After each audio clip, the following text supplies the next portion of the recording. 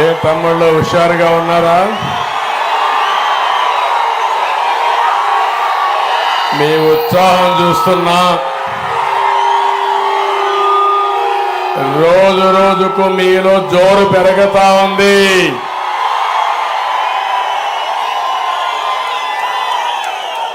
ప్రజాగళం వినిపించేందుకు నేను వేమూరుకు వస్తే నాకు ఇంతటి ఘన స్వాగతం పలికిన మీ అందరికీ శిరస్సు వంచి నమస్కారాలు తెలియజేస్తున్నాను. ఇక్కడ మిత్రుడు కృష్ణప్రసాద్ గారు ఎంపీ అభ్యర్థి, శాసనసభ అభ్యర్థి ఆనందబాబు గారు ఇప్పుడే జిల్లా ప్రజా పరిషత్ చైర్మన్, అంటే పాత గుంటూరు జిల్లాకు చైర్మన్, ఈ సైకో ముఖ్యమంత్రి చేసే అవమానాలు భరించలేక నీ పదవి వద్దు, నీ పార్టీ వద్దు, ప్రజాసేవే ముద్దు, నువ్వు పోతేనే రాష్ట్రానికి మంచి జరుగుతుందని రాజీనామా చేసినటువంటి కేతిరహిని క్రిస్టియానా వారి హస్బెండ్ అయినటువంటి కత్తెర సురేష్ కుమార్ గారు, అదే మరి ఇంకొక పక్కన హిస్టరీ కార్పొరేషన్ చైర్మన్ ఇస్తే నీ పదవి కూడా వద్దని కుర్రా నాగమల్లేశ్వరి, అదే మరి ఇక్కడ జనసేన అధ్యక్షుడు రాజేష్ గారు, అందరికీ పేరు పేరున నమస్కారాలు. నేను ఇప్పటికి చాలా ప్రజాగణాలు చేశాను, మీలో చైతన్యం తేవడానికి తిరుగుతున్నాను.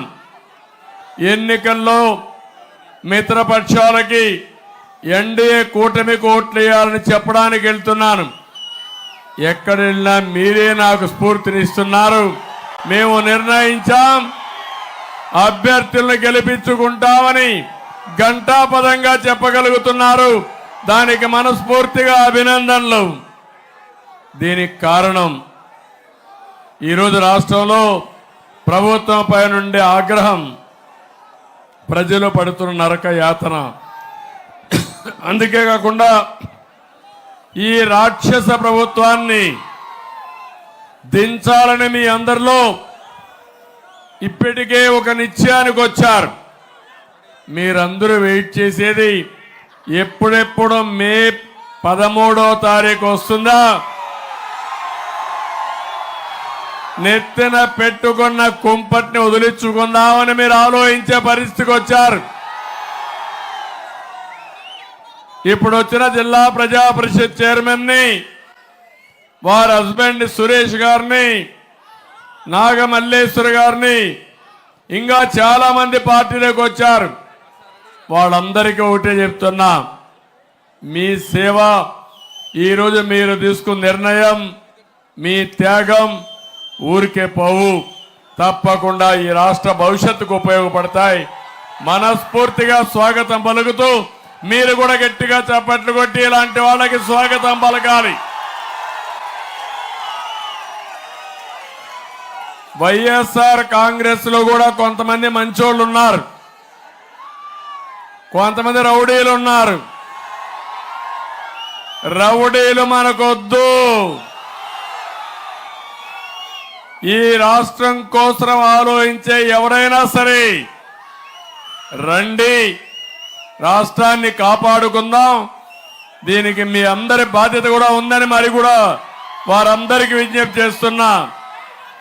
తమ్ముళ్ళు, ఈరోజు నేను గుంటూరు జిల్లాలో ఉన్న పాత జిల్లాలో, ముఖ్యమంత్రి కూడా ఇక్కడే ఉన్నాడు. మన మీటింగ్ కి మీరందరూ స్వచ్ఛందంగా వచ్చారు, అవునా కాదా అని మిమ్మల్ని అడుగుతున్నా.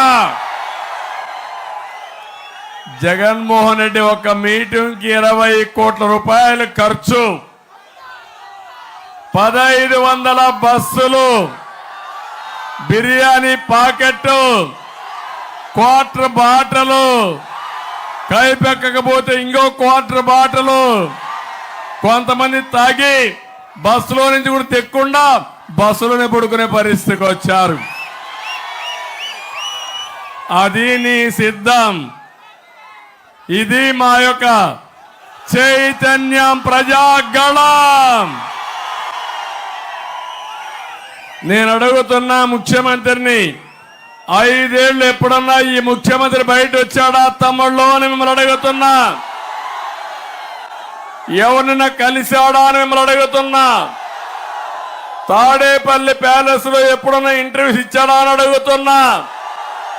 ఎమ్మెల్యేలకి మంత్రులకి ఇంటర్వ్యూలు లేవు. ఎప్పుడన్నా నేను ముఖ్యమంత్రిగా ఉన్నప్పుడు జరిగిందా అని మిమ్మల్ని అడుగుతున్నా.